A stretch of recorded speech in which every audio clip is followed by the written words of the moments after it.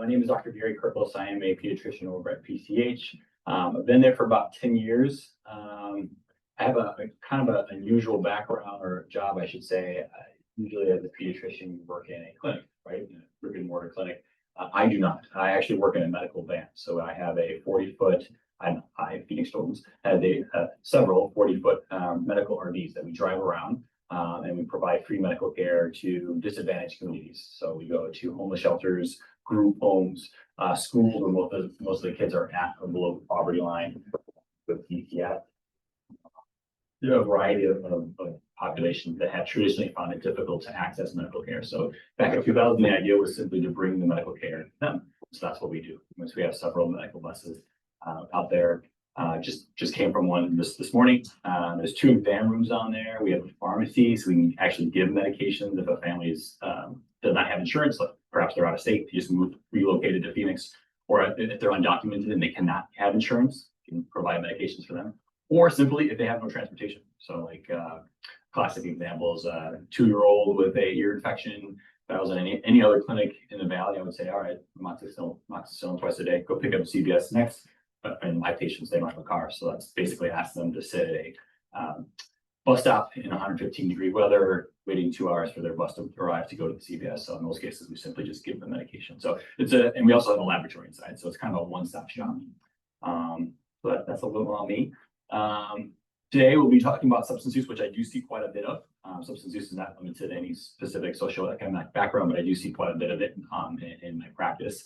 And we've seen trends, and it's something I kind of nerd out about is youth substance use. So that's what we'll be talking about today. It won't be like other sort of ran arounds where there's a lot of like diagnosis and treatment. It's more of a public health approach. So a lot of images of advertisements, marketing, and I think it's entertaining as well as educational. So I hope you enjoy it. To hook you in is, I'm not sure if anyone is planning on going to family practice or pediatrics, but I think it just includes all of us to kind of know what substances youth are using. We've all been in adolescence, we've all been in high school, but I can assure you things have changed. The substances might be the same, but the way that they use them is completely different. The legality has changed. So there's a lot of things to know, and it makes you a better position, certainly if you're practicing with youth. So I have no conflict of interest, no financial interest.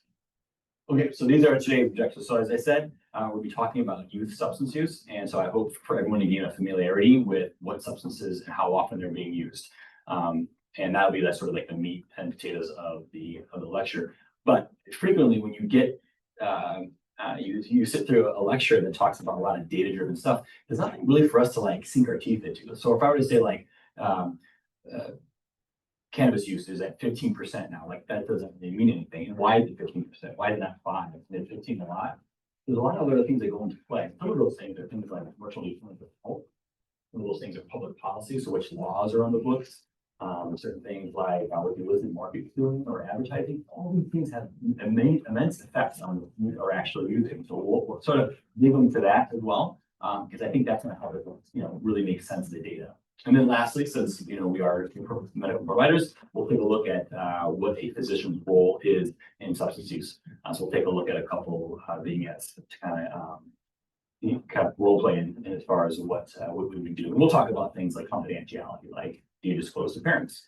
When do you refer? How do you screen? This is the substances that we'll be discussing today. Certainly not an exhaustive list of all the substances that youth are using, but I selected these ones because these are the ones that youth are using, and also that we see the most changes as far as trends of use, the way that they use them, and legality and marketing, etc. The first one we'll be discussing is tobacco and vaping. So I want to introduce this graph. These graphs, I'll be using similar ones to these for all the substances that we'll be talking about. They come from the Monitoring the Future campaign. So this is out of the University of Michigan. They basically look at 8th, 10th, and 12th graders across the country since the 70s, and we get great longitudinal data as far as what substances are being used. So in this particular case, if you look at the x-axis, we have since 1976 all the way to 2024 currently, and we are looking at 12th graders in particular, how often they're using cigarettes. So if you ask the 12th grader in the past 30 days, are you smoking cigarettes? This is the data that we get. The baby blue is self-reported data, so them voluntarily say, I smoked a cigarette in the past month. whereas the green line is the perception of their peer group. And so as you can see here, since the 2000s, cigarettes has just been plummeting, which is awesome. It's great, right? Now at this point, we can like slap ourselves on the back and say, yes, public health victory, we did it, we're done, we don't have to worry about anything else. But we would be really remiss in that because we really, I mean, we don't know why, or we do, but we need to understand why this is dropping so much. And to understand that, then you have to kind of understand why was it so high to begin with? Why in the 70s were 40% of youth smoking cigarettes? Now, when I went to high school, the perception that I had is maybe 5-10%. But if you were in high school in the 70s, almost half your class would have been smoking cigarettes, which is kind of crazy to me, right? I mean, depending on your age, that might sound very foreign to you, but that's the way it was. So we're going to take a little bit of a look back and to understand why it's dropping and what we need to do, like what we need to learn for the future to know why it went so high and what we need to do to prevent that. So these are some advertisements from the 1940s and 50s. And to get sort of a flavor of what was going on back then, here is a picture of a student, presumably a high school graduate, because back then smoking, you could purchase cigarettes at 18. So he's presumably a high school senior. And said, my throat had to take it on the chin. Basically alluding to, you're a man now, you've graduated high school. And part of this process is smoking cigarettes. Lucky strike, right? Equally, the choice of young Americans for this Chesterfield advertisement. Again, this is the choice. This is what young people are doing. This seemed kind of weird to us, right? Back then, not so much. It was more commonplace. And we see this interplay between advertising, telling society what is normal, what is right, and then also what culture allows. So if the culture was like, this is not acceptable, these advertisements would not exist. But back then, that was acceptable. There's nuances to this, but overall, these are the things. The other thing we saw back in the 40s and 50s, in order to set up those high smoking rates of youth, is advertisements like this. So this is from Camel cigarettes. More doctors smoke Camels than any other cigarette, right? It should probably strike you kind of odd to see a cigarette in the mouth of a doctor, right? Back then, not so much. Doctors were the source of trusted medical advice. Back then, now it's like Google and elected officials, et cetera, right? But back then, it was actually a doctor that had medical training that could say what was good for you. So this advertisement essentially saying, if your doctor's smoking, then it can't be all that bad. Again, culture was okay with this. This is the message that's being spread. We also saw a lot of unfounded health claims. So not a single case of throat irritation by an ENT specialist. Completely false, but that was the common knowledge. We also saw this with dentists. As a dentist, I would recommend Viceroys, right? I mean, teeth staining, cosmetic aside, oral health aside, that wouldn't fly in today's culture. A little bit of a thought experiment. So kind of put this in the back of your mind. Think about the average person that saw this and didn't flinch. Okay. Now I want you to, when we fast forward, we talk about cannabis. You see cannabis advertisements. Back then, their mouth would have dropped. They would have saw a cannabis advertisement, but they were okay with this. Likewise, us now, we're okay with cannabis advertisements, but we see this and we're like, you guys crazy? Also more advertisements. Okay, so that sort of gives us an indication of why in the 70s, from the 40s and 50s, all those youth that had grown up during that time were basically prepped to accept smoking as a healthy choice or a normal choice and get us back to here. But then why did it drop so much? Well, in 1970, they passed the Public Health Cigarette Act, which basically eliminated all those advertisements we saw.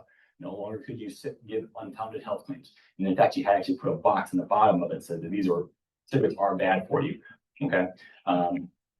So that resulted in a precipitous drop. They also stopped any advertisements on TV or radio. So when we watch TV, we see Budweiser advertisements. Have you noticed you never see a cigarette ad? For license in 1970, they stopped that. They said you can no longer advertise. And so it dropped. And then in the 80s, it kind of leveled off, and then it picked up again in the 90s. What was going on in there? Well, this is sort of my generation. I was in the 90s, I was in grade school and high school. And I remember vividly seeing Camel Joe. So again, in this scenario, we are using a cartoon to sell cigarettes to adults. Doesn't really add up, right? And in addition, those cartoons are doing things that kids would like being a race car driver, airplane fly out the door, singing Christmas carols. In the 80s and 90s, we also saw tobacco sort of buddying up with sports. So going to a sports venue, you might see a Budweiser advertisement, but you would not see a Marlboro one, but back then you did. You would look up to sports stars as role models, so they're sort of pairing themselves. In the 80s and 90s, we also saw product placement start. So this is photos from Superman 2, which was late from the 80s. You guys were into comic books, Lois Lane was never a chain smoker. Just didn't happen. But in the movie, she was. Marvel had a contractual agreement that said not only had artistic control where they were going to actually have her smoking constantly and Superman jumping in and out of trucks. Okay, so you can kind of get a sense what the tobacco industry kind of shifts. They're not allowed to do this, so then they start to do this, and that's why we saw pick up in the 90s. In the 90s, then dropped. So this is kind of now finally why we're going to understand why it's dropping. So in 1998, all the states sued the tobacco industry because all the states were having to pay for all these emphysema patients, all these COPD patients. So like, why are we having to pay to take care of these patients when the industry is making all this money? So they sued, all the states collectively sued the tobacco industry, and they said, you got to start paying us. And you also got to stop these nasty tactics. So 1998, that's when they stopped all the off-site advertising. So no, you can see a Budweiser billboard on the 202 freeway, but you will never see a tobacco ad. Why? Because of that specific case. So they no longer do any off-site advertising. They can't use cartoons. They can't sponsor sporting events, and there's no product placement. And again, what happens? Public policy takes effect, and rates plummet. We also saw in post the 1990s that we started using their same tactics. We saw a lot more images like this where they basically turned the tables, where smoking was considered like a sexy thing to do, but in actuality, emphysema, COPD, chronic smoker's cough, that's not sexy. Let's right the ship here and show what it's actually about. So essentially, that's why we have low smoking rates. And I can tell you anecdotally, amongst my adolescent patients, smoking is not cool, right? It's not looked in the same way at all. When I ask them if they're smoking, they may say yes to cannabis, but they would probably say no to tobacco. So now is a good time to pause a little bit and talk about the commercial determinants of health, because that's essentially what we're talking about. And so here's a definition. I won't read it to you, but essentially it's all the things that the private sector is doing to influence health choices. Now, we often hear about the social determinants of health, like if you were college educated, or if you were living in urban poor, or if you have this set of educational attainment, or you have this salary. All these things affect our health, which you wouldn't think would, right? A human is a human. Doesn't matter whether you're living, what kind of education you have, but in fact they do. Well, it's sort of similar idea in the commercial determinant stuff, where someone's exposure to advertising or marketing would likely affect their health. And we're seeing this quite often. And it's not just with substances, it's with everything, really. A common experience we've all had is going to the grocery store, right? Walking down the cereal aisle. And if you've ever noticed, the next time you go, you will see the children's cereal are at the eye level to a child, but a little bit elevated to make them think that this is like a authoritarian angle saying this is what you want. Whereas all the health-minded cereals are at eye level for parents, right? They're doing this. They know the psychology behind it. This is the private sector changing the way we behave and affecting our health. So with that, it's sort of a 10,000 feet view. You can understand why we see something like this in cigarettes, and why my patients don't smoke cigarettes because of all these public policies that have been passed. So sort of the end of the story for cigarettes, right? But not entirely. Now vaping came on the scene. So until 2015, Juul, the electronic cigarette, came on the scene. And I can tell you, they just it was like repeat and rinse. They took all the tactics that the cigarette industry used and repeated them. We'll be discussing that more. But in 2015, they basically labeled themselves as a safer way, right? Because you can get nicotine with all the pellet tar and all the carbon monoxide. And they kind of sold it as like, some people like nicotine gum and patch, but if you want to do it in a cooler way, try Juul, get your nicotine fix. And kids really took to it. And so as you can see, this is some of their advertisements. And it should bring to mind that previous Chesterfield advertisement of the young girl, the choice of young Americans, right? So kind of the same thing. They're doing the same thing. They're targeting. And again, the age of purchase is 21. She looks like she's being 21. The other thing they did is now, when you smoke a cigarette, you know what you're doing, right? You smell like tobacco. Your clothes smell like it. Your mouth smells like it. What if we can change it so it tastes great? What if we can make that cigarette smoke taste like candy apple or strawberry, right? Youth would love it. And in fact, they do. Again, this is Elf Bar. You should be aware of it. Most teens are using Elf Bar. They are disposable electronic cigarettes. And they can use them as much as they want. And they can do it without them. And no one's going to know. And they're not going to smell like it. Parents aren't going to know about it. Teachers aren't going to. Let's play a little game. Who here can tell me what that is? You'd be wrong. Vape. Ask any teacher, any superintendent, whether they have a vape problem in their school, they will say yes. Why? Because of this. What adult needs to have a flavored vape device that looks like a highlighter? It's not necessary. But they're targeting. What's this? Vape. Right. Vape pen. An actual pen. And it works. What's this? Not a pen. Vape device. This is my personal favorite. Oh my word. What is this? It's not a meter dose inhaler. Also, so imagine I can just imagine like a scrappy teenager being like, taking it, and the teacher like, what are you doing? I'm taking my albuterol, leave me alone, right? Yeah. What's this? This is actually a toaster, don't worry. They're not vaping from toasters yet. Okay, that's tobacco and cannabis. And vaping. So cannabis. Oh, and as an aside, there was a law passed that said you can no longer use flavored vape. That stands for juul cigarettes, but the loophole is a disposable device. So if the device, once consumed, has to be thrown away, that can be flavored, and that's why Elf Bar exists. That's why you see the candy apple, strawberry. But a traditional refillable or recartridges can only be in no flavor or mint. So there's all these workarounds. Okay, next up, cannabis. Okay, again, our graph with the x-axis of the years, and we can take a look at marijuana, and it has its peaks and flows. So overall, one of the most commonly used substances is quite ubiquitous. We can see here the levels are quite high, but they drop down, as well as all substances seem to drop down in 2019. You didn't want to know why. What happened in 2019, 2020? COVID. Everyone was socially isolating. No one was doing anything fun. Everyone was sitting around watching TikTok videos, not socializing. So we saw a lot of substances decrease. Also during this time in the 90s, this is when medical marijuana came on the scene.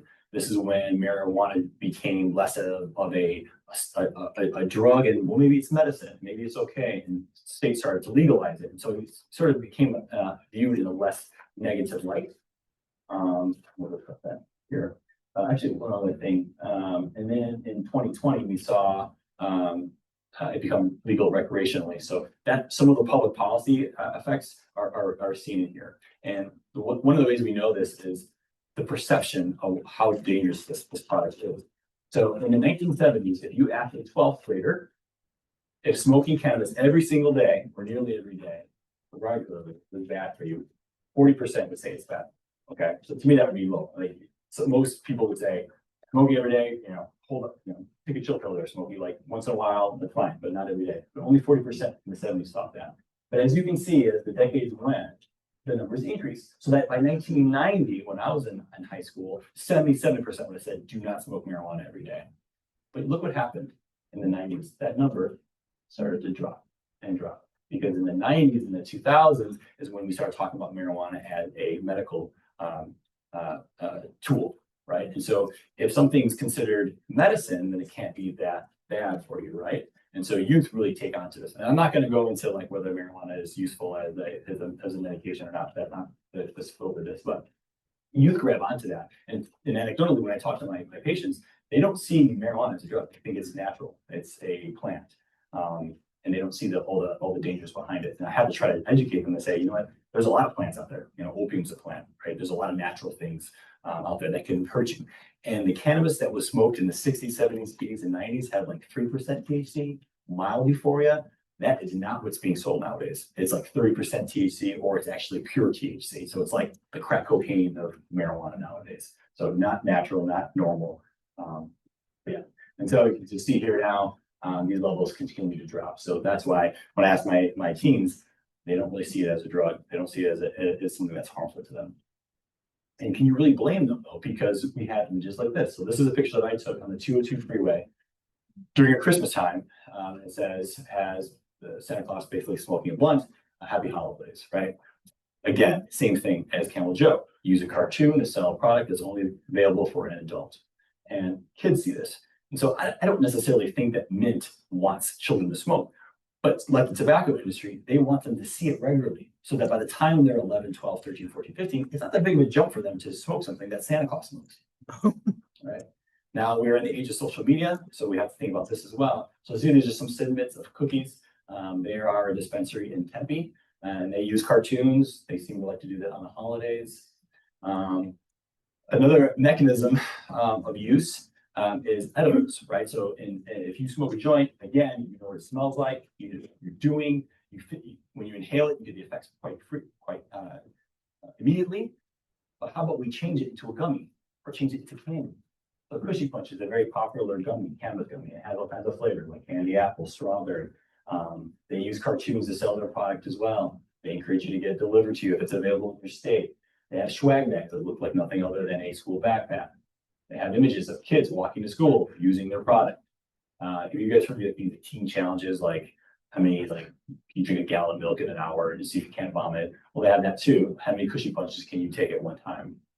So kind of the same mechanism of advertising to youth, and with the addition of using using a formality or formation that allows for increased use. So usually a teenager might take 1 or 2 hits of a joint, right? And then they're like, okay, this is, I'm at my limit. Or you can pop these things in, and you're not going to feel anything for another half hour, 45 minutes, because it's being digested through the GI tract as opposed to being inhaled immediately, right? And they get themselves into really big trouble. That's why at in any ER, you're going to get kids coming in who are overdosing themselves on cannabis because they take it 5 or 6 of these because they're like, nothing is hitting me, right? And then high use leads to addiction. This is another billboard I took on the 17. Anyone recognize that guy? ASU Sun Devil, right? So basically, they're just taking the ASU Sun Devil, putting a joint in his mouth, putting his pitchforks in joints as well. Also new in this realm is beverages. So that the problem with smoking is this: it can be somewhat of a communal event, but there's so much culture that we have where people gather and drink together. So the new push is having cannabis infused beverages. And here's one from Rebel Rabbit, like the seltzer says back to school buzz, cross out school. So it's very egregious. They know exactly what they're going to do. They do this for a while. They get their hands slapped, but by then they already have committed customers, right? So. I included this slide just because a lot of times people are curious about where they're getting it from. Usually nothing's changed. They're still getting it from friends. But if you live in a state that has legalized recreational use, then essentially all you need is a cousin, sibling that's 21, and they just go down the street and purchase, right? So you do see quite a bit coming from friends, but also from family members. And it's also, because it's so ubiquitous, adults use it. I hear frequently that suburban parents will use it as sleep aids, right? And so, in the 80s and 90s, people would steal cigarettes from their parents. Well, now they still from their parents. Thank you. So amphetamines, when that term comes to mind, people usually think about methamphetamines, which is depicted in here. So available as a salt, it's put into a pipe and smoked, causes meth mouth, right? But we also have to consider Ritalin and Vyvanse, some of these other ADHD medications as well. We look at this picture, we can see that it peaked heavily in the 70s and then dropped down and kind of slowly went down. In the 70s, cocaine was, if you wanted a stimulant, if you wanted to go into like a rave or a party and you wanted something as a stimulant, you'd probably use cocaine. But the drug cartels found out you can make methamphetamine quite cheaply, but the use of making ephedrine. So that picked up heavily. And then in the 80s, the Fed got wind of the ephedrine and started putting on the supply chains. So it dropped precipitously, and then it peaked in the 90s again. Why? Because the drug cartels figured out you could use pseudoephedrine instead of ephedrine to make your meth. And that's why when you go to CVS and Walgreens, you cannot purchase Sudafed off the counter. You have to go to the pharmacist and show your ID. So this is sort of an example of how amphetamines and public policy take effect and what the illicit market is doing. So you see all these peaks and rises, and it all has to do with public policy, what the drug cartels are doing, how they're making their product, and how cheap it can be. Good news is it continues to drop, though. It is hard to make, but some of the other effects here is another drug kind of came on the scene in the 2000s that was even cheaper to make than methamphetamine. That's your opioids. So here we have heroin. You can see here overall levels are quite low, less than 1%. Compare that to cannabis. Cannabis is like we're at 20% for 12th graders. This is less than 1%. Now, using what we've learned about our commercial determinants of health, public policy, the way we use products, you can kind of get a sense why heroin is so low, right? I mean, if you're gonna make the decision to use heroin, you're gonna have to buy it in a salt form. You have to light it on fire until it becomes liquefied. You're gonna need to find a hypodermic needle to draw it up into a needle. You're gonna have to apply a tourniquet on yourself and then inject it into your vein. Like, what teenager is going to do that? That's like not at all cool or sexy or easy to do, right? But if we put that same medication into a pill, then teens would use it, right? The cartels are doing exactly that, and that's why we have problems with fentanyl. Initially, fentanyl or M30s were only blue. Now they're colorized, and that's why now youth have a problem with fentanyl, and that's actually where we're taking a lot of other causes of death, especially here in Arizona. Do you know that 60% of all the fentanyl that ends up everywhere in the United States, like the fentanyl pills that end up in Minneapolis or Tampa, come through Arizona? That's why we have a big problem here.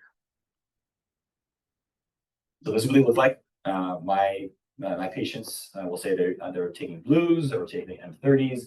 They look no different than oxycodone. The drug cartels actually have the pill presses, so they can make it look exactly whatever they want to. And you might not even know. And fentanyl is quite cheap, so I think a pill is like less than $1 if you want. So I mean, some of my patients, unfortunately, that have got themselves on this, and then they can panhandle for a half hour, and they can get enough to buy a week's worth of fentanyl. And we get overdoses. So. But if we look at opioids other than heroin, you can see that fentanyl is higher. Not as much as the other substances, which is good, but you can see it kind of peaking up. And as public awareness, you might see billboards about fentanyl, one pill can kill, things like that. Kind of giving an explanation of why we're seeing a drop. But yes, it is funny. It's up there. So you can see here again, the modality has a big impact on whether substances are being used. So just like vaping. Or the gummies for cannabis. I included this one just to kind of show overall the past 40 years what substances are being used and how they're decreasing. So here you see alcohol. Basically, all the substances are going down, which is really great. With social media, while they are being targeted a lot, there's good information getting out there. And I think teens overall are just more motivated. I think life in general is just harder. So when I was in high school, I kind of worried about getting into college, but not really. But now it's just like kids like in 8th grade are thinking about where they're going to go to college and what they're going to do, keeping up with gymnastics and everything. So it's quite competitive. So a lot of substances are going down, which is really good news. Alcohol is really the most common, but it's not something that hasn't really changed much in its formulation.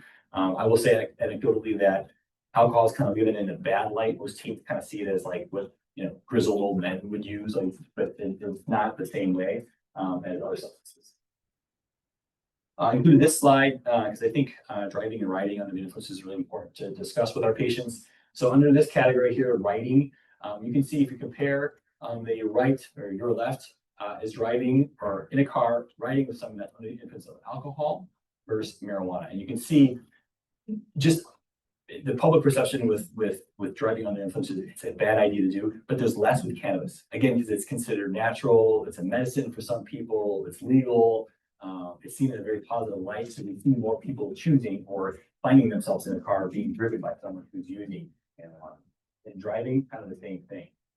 Marijuana is more common. It is good that it's decreasing for cases. I will say, if you're going to have the conversation, do not forget to include texting. So that's overall the biggest disruptor for youth. If you heard the term, I forgot it now. Not teenagers, but teenagers. Yeah, I mean, like they're always on their screens all the time. I mean, adults are too, but having a good conversation about that is important. Okay, prevention. So in real estate, the term is location, right? That's the most important thing. Where with substance use, it's communication. You have to have these conversations. We have to have these conversations as adults with our children, with our siblings.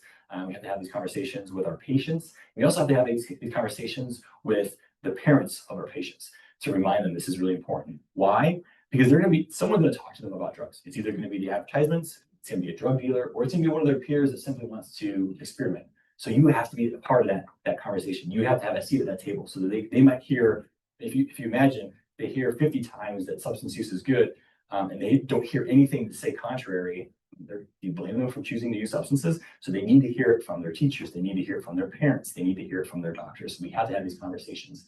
Some advice that I often give parents is to have this conversation when they're in the car, right? I mean, one, they're a captive audience, so if they can't go anywhere, so it's they're with you, and you're facing away, so it's less of an interrogation, and make the topic about substance use. So your lead-in should never be, "Are you using drugs?" Right? It should be like, "So, I hear that a lot of students are using fentanyl or cannabis. What's your thoughts on it?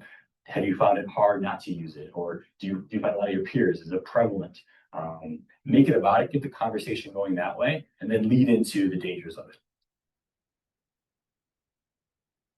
Okay, and finally, a physician's role. So I thought we would do some vignettes to kind of get a little bit of role playing. So imagine you have a 17-year-old patient. She comes in, she's a highly motivated gymnast, and she had an ulnar fracture. She's given Vicodin, status post for surgical repair as an open fracture. She returns to you as your PCP after the surgery. Well, after the surgery, she was given a refill at urgent care. With you, however, as the PCP, her exam appears normal, and you opt for a trial of NSAIDs. Just take some Motrin 400, 600, let's go from there. A month later, she comes back in March seeking drugs again. What would you do in this situation? You're the PCP, you know the family, you see the siblings, you have conversations with the parents. She asked you not to say anything to them. After a further conversation, she says she might have a drug problem. What would you do in this situation? And this is freeform. It could be people want to address whether you can tell our parents, whether you're going to refer her.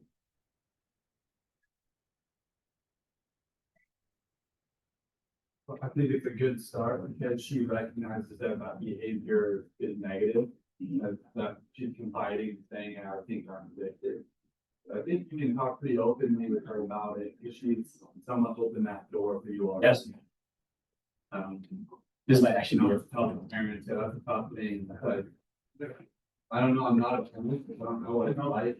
But my parents really want to know. Yeah. Yeah.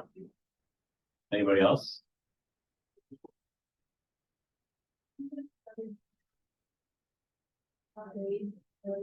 There's some expectation of privacy, confidentiality throughout the week. And if you tell them, you never tell you anything again. It's true. And also logistically, I mean, it's unclear, like, you drive, and you're independent, how much you get to when if you refer to her. I don't know what I would want to do, so. Yeah. Anybody else want to put their 2 cents in? I think my next question might be, tell me what you think will happen to other things. Yeah. And see if you can work it out. I've done this sometimes with people say, "Hey, how about if you and I have that conversation with your parents and I'll be with you?" Yeah. Makes it easier. So hard. And you almost, I mean, in this situation, you kind of want the parents in on it, right? I mean, she has an opioid use disorder. She's in need treatment. I don't think she's gonna do that by herself or be trusted to do that by herself. But yeah, let's change gears and do a different case. This is Kevin. He's 16. He comes in for a well check. He sits down on the table and a pack of pre-rolled cannabis cigarettes falls on his lap on the floor. You guys both make eye contact. He gives a little smirk, puts it back in his pocket, says, "Please don't tell my parents." You further question him. He does it on the weekends sometimes. He's not depressed. He's not anxious. Grades are fine. Social interactions are fine. He's not driving when he does it. Everything checks out to be okay. What would you do in this situation? Again, you know the parents you were concerned about.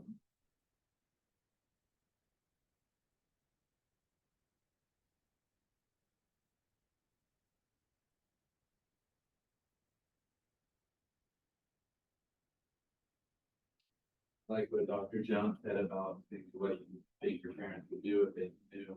Yeah. Things like that should be possible. No. Every situation is different. There's not one right or wrong answer. I would say with the first patient, well, both patients, I would say confidentiality is a big thing. If you do disclose, they're less likely to come back to you. So you have to kind of use very judiciously when you're going to break that. The first case, however, I probably would break my confidentiality. I would probably do it in a good way, though. because I'm afraid for her. She's a threat to herself. The fentanyl pills have enough. If you were to swallow a fentanyl pill, you would almost certainly overdose yourself, unless, depending on how opioid naive you are. And the reason they pack it so much, I had this question, I was like, why is it so potent? Like, do they want to kill their customers? Well, the reason is they're smoking it. They're lighting it on fire. And when you light a fentanyl pill on fire, you're destroying most of it. But whatever doesn't get incinerated, you inhale, and you're able to get your hit that way. Whereas if you were to put it in your mouth, you almost certainly overdose, depending on how opioid naive you are. If you are, you've been off opioids for a while, you've probably overdose. But I have patients literally who take 15 fentanyl pills every single day. That's their thing, right? So they take one more, they're not going to overdose. But Jenna, who's been using Vicodin, real Vicodin, she's like, I need to get Vicodin. And someone goes, yeah, Vicodin. And she takes overdose. That's on you that you didn't take measures to prevent that. In that case, I would probably err on caution and say that I had to bring my confidentiality. It's no different than if Jenna came into me saying, I'm really depressed and I'm thinking about hurting myself and I've had plans in the past. It's like, you have to intervene at that point because she's a threat to herself. In this case, it's substance use. The second patient, probably not. I mean, like we said, 20% of 12th graders are using cannabis, right? And so, not that you want to encourage that, but you want him to come back to you, right? And you don't want to break your confidentiality. He's checking most of the boxes. He doesn't think he's a threat to himself. Of course, he could be, right? He could the next day use cannabis and drive his car into a tree. You don't know. But I think in that case, I would probably err on using the opportunity to let him know that he should not use cannabis. That's not healthy. That he get himself into trouble. But as far as the Arizona confidentiality laws, you are required, or you may, I should say probably, you may break the confidentiality. And I don't know the legal ramifications if you did or not, something bad would happen. I think you actually have to. There's a law about that actually, where if you know if someone's a threat to themselves or others, you have to, or you could be liable criminally. Yes. In a situation where the parents do know that the patient is going down the way that goes other ways of getting what would you do about that? I would get them into counseling as fast as possible. I mean, there's a variety of like inpatient versus mixed inpatient outpatient, because that's like a ticking time bomb. There's lots of stories of people who were youth who were even like highly motivated youth who are using like Adderall for study aids, and the drug cartels are just trying to make money. Fentanyl's cheaper than meth, and so they might slip in some fentanyl, and then someone thought they were getting a study aid and got fentanyl instead. For those who are in primary care, substance use screening tool. So where I work, we use this one, and so basically just delineates several categories of substances and ask them to say whether they use it never, once or twice, monthly or weekly. By using this, you can basically find out who would most benefit. So if anyone's using weekly, that's a good indication that you need to refer them to substance use counseling. If they're using monthly, you might ask them to do further inquiry to figure out if there are any dangerous behaviors like having, like make sure you're not driving when you're doing it. Once or twice, brief advice, have none at all. A lot of times as a physician, like when I'm going through my patients and I get a no to something, our mind is like, great, I don't have to address that next, right? It's like, are you sexually active? No, great, next. Are you using substances? No, great, next, right? Because we're trying to get the visit, but you can't, because at this point, they really need your positive reassurance that like a statement could be, I'm glad you decided not to use substances. The majority of you do not use substances. I'm glad you're making a good decision, unlike the other 20% who are not. So keep doing that. And that goes with everything. Doesn't matter if it's like not drinking juice, right? Giving that positive reinforcement, because people like, look at when someone says you did a good job, it kind of feels nice, right? And they can kind of take that with them. Okay. Referral to substance use counseling. Youth can, so in the case of Jenna, she could technically access substance use counseling without her parents' consent if she was experiencing withdrawals or cravings. This is more of an emergency type situation where she's experiencing withdrawals, she really wants it bad. Instead of going to a drug dealer, she could go to the emergency room and get some sort of initial treatment. But I think most practitioners would want to get parents involved pretty quickly. Those are my references. That includes this topic. I don't know if I finished too fast or too slow.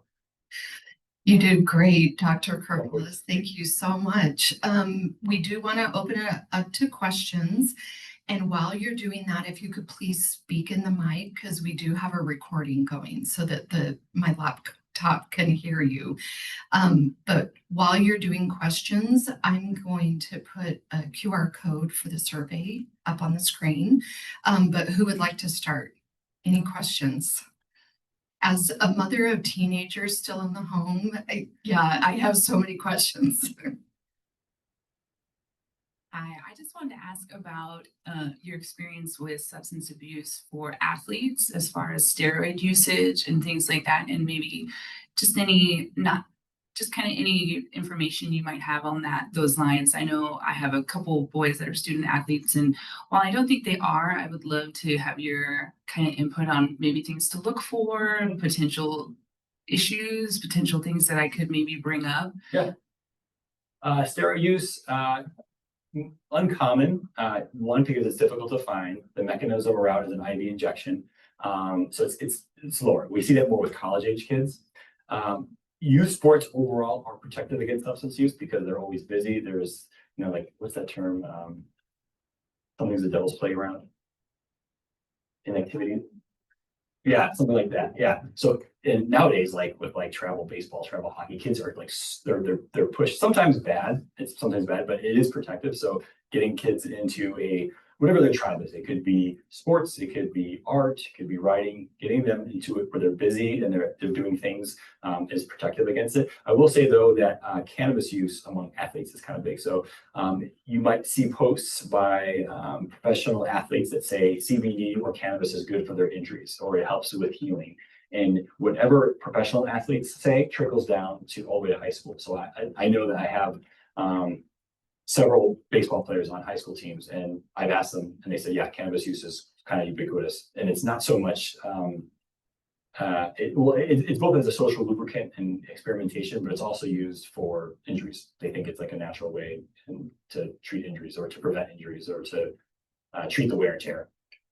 And then my other question is, as a mom of kind of a 14-year-old and going to the pediatrician office, I don't necessarily assume by when he's 15 or 16 that I would be in the room with him, and how that conversation with his pediatrician might be, I'm concerned about this. Would it be more like before he goes into the room, or is it like talk to the pediatrician before, like reach out in a separate manner? Like, I'd love for you to ask these questions, and then once that happens, how that information would be relayed back to the parent. So traditionally what we do is we have both parent and patient in the room. We do everything like the exam, history, etc. And then I'll ask permission. I'll say, is it okay if I speak to your son or daughter alone to ask questions about things that they might be afraid to tell you? And if I give a disclosure with the team there and if anything comes up that I become afraid for your health or for other people's health, I'm going to disclose that to mom or dad. So they know. And then mom steps out or dad steps out, have that conversation. And then I'll also say, look, like I said, anything that you say that makes me feel like you're going to be in harm to yourself, I'm going to disclose that. But if I don't feel like you're going to you're harm to yourself, like if you've used a vape device, I'm not going to immediately report that to your parent. Okay. And so we have that discussion. If I feel like they're doing something they're not being truthful, I might have parent come back in. But I do want to maintain that confidentiality. So I don't feel like they're going to be a threat to themselves. So essentially you would reach back out to the parent if it was a danger to their safety. So if the pediatrician or if my son were to say, yes, I am vaping, if it's not a danger to him. Okay. Yeah. Okay, thank you. I do end the conversation with kind of like, it's like, I think I always invite parents to have that open line of communication, but I mean, the reality is that they're not going to want to disclose that to their parents. Yeah. But yeah. All right, what else? Dr. Jones? I wonder if you have any data on things that are less controlled, things like kratom or bath salts, those types of things with kids. Do you see that much? No, it's kind of an emerging area. I would imagine, I don't have the data here, but I imagine it being quite low. Sort of like an accessory type substance use. There's problems with it. I mean, if you go to any smoke shop in here, you'll see kratom. You'll actually see a Delta 8 too, which is a big problem. So that's synthetic marijuana. So they take CBD. So in a cannabis plant, you have Delta 9 and Delta 8. Delta 9 is the traditional THC that's available in the plant itself. You also have small amounts of Delta 8, which also can produce a high. And then you have CBD, which contains no THC. They take the CBD in a lab and they chemically change it to Delta 8, and then they sell it in smoke shops. The seltzer, the kids on it, that was being sold in Total Wine, but it had Delta 8 in it. And again, it's kind of interesting. Here in Arizona, recreational use of cannabis is legal if you're a licensed dispensary. And those dispensaries pay a lot of money for those licenses. And then you have smoke shops, and then you have Total Wine selling Delta 8, and they don't have to pay any of those fees or anything like that. So those two parties were not very happy with one another, because all the dispensaries said, hey, we got this business to make money, and now you're undercutting us at gas stations and smoke shops. Delta 8 is a big problem. But I think that's lumped into cannabis. What do you know about procedures happening right now, or any kind of action happening to change policy on some of the commercializing and the marketing that's going on out there, at least in Arizona? Do you have any ideas about that? So a couple of things have happened in the past 5 years. One, the traditional smoking age, at least when I was in high school, was 18, and then it jumped up to 21. But in Arizona, there was no law in the books that said it was 21 as well. So it was kind of an interesting case where if someone, like if you went to a Circle K and someone bought cigarettes, they'd be breaking federal law, because the federal law says it's 21, but they would not be breaking Arizona law. Recently now they increased it to 21, so it's statewide. So now you have to be 21. So that's one thing that's helpful, because at 18, some high school seniors are 18, right? And so they could be providing for all their friends. So if they're 21, that eliminates any purchases to both in high school. So all 50 states have the same age, Yeah, 21. Federal, so like the federal law, like just like cannabis, like federal Okay. cannabis is not legal. However, certain states elect to make it legal, right? Right. But yeah, so I think it was like last year, last legislative session, they increased, Arizona state law is 21. And then the other thing too is the reason the vape device, they're trying to correct that so that all devices, no matter whether disposable or cartridge refill, cannot have flavors. And then Delta 8's they're going to try to fix that too. So Delta 8 is legal. So again, Delta 8 is THC, but formulated from CBD. So there's the Farm Bill of 2008, I think, essentially they wanted to be able to have hemp farmers create hemp, right? Or people that wanted to create CBD. They said this is legal. But then there was a loophole that allowed you to cultivate CBD and then repurpose it as Delta 8 and then sell it in products like the seltzers and the gummies, et cetera. So they're trying to close that hole too. But as far as laws, I was a part of an attempt to get those billboards that you saw with the cartoons. I started in 2021, and it took me 4 legislative sessions to get a law passed to say that you cannot use cartoons. And it was crazy. Like it was like you would think it was such a common sense thing, but yeah, we failed 4 times before it passed this last legislative. So now when you're on the freeway, at least next year, you will not see cartoons used to sell products.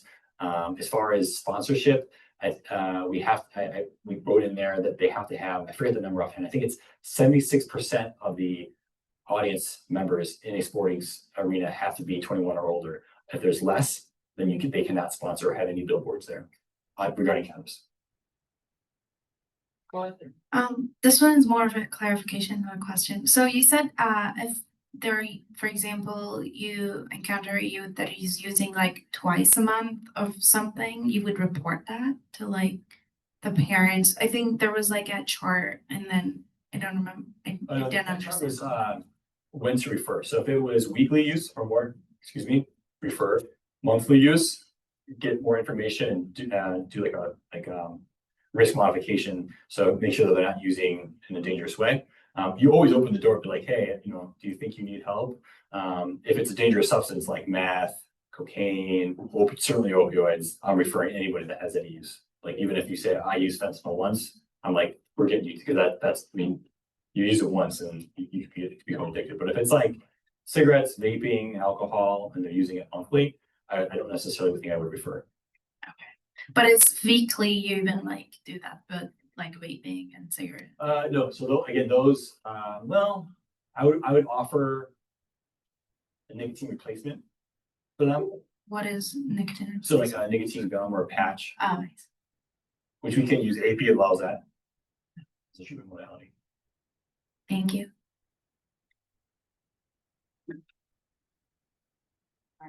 I have one last question. Please. I know that Dr. Johnson asked about non-controlled substances, but what about things like creatine or too much protein or things like that?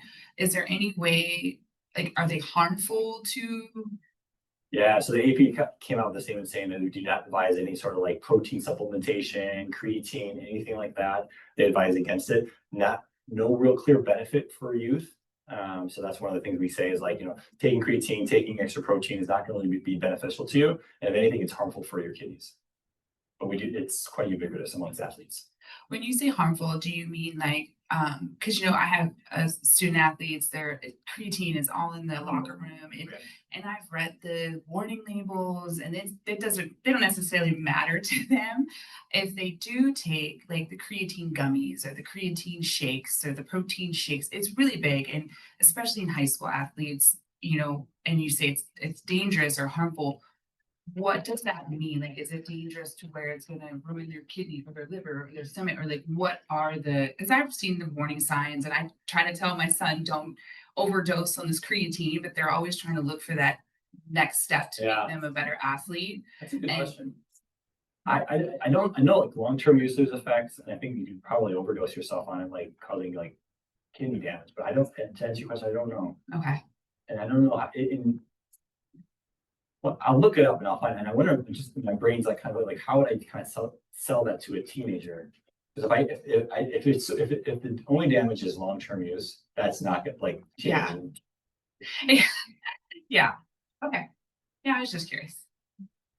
Just a quick question on any new clever marketing things that we should be aware of that with social media or, obviously print ads went to billboards and now it's like the options are limitless, but anything that you've seen that's unique? Yeah, a lot of teens will purchase like prescription drugs, like they'll buy their Vyvanse or they'll use a term called a plug. I have a plug. If you ever see that term being used in like their text messages, drug dealers will use social media like TikTok and Snapchat, Instagram. So always have it. If you allow your teenager to have social media, it should be and this might be too late for depending on the situation, but the phone is your phone that they are allowed to use. So if you ever need to look at that phone, you're not taking their phone, you're taking your phone that they're allowed to use and monitoring conversations.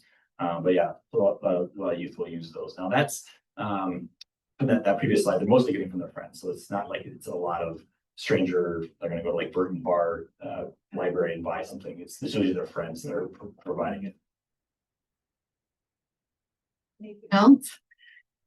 Please join me in thanking again, Dr. Kirkilas. We're so appreciative of your time. Thank you so much.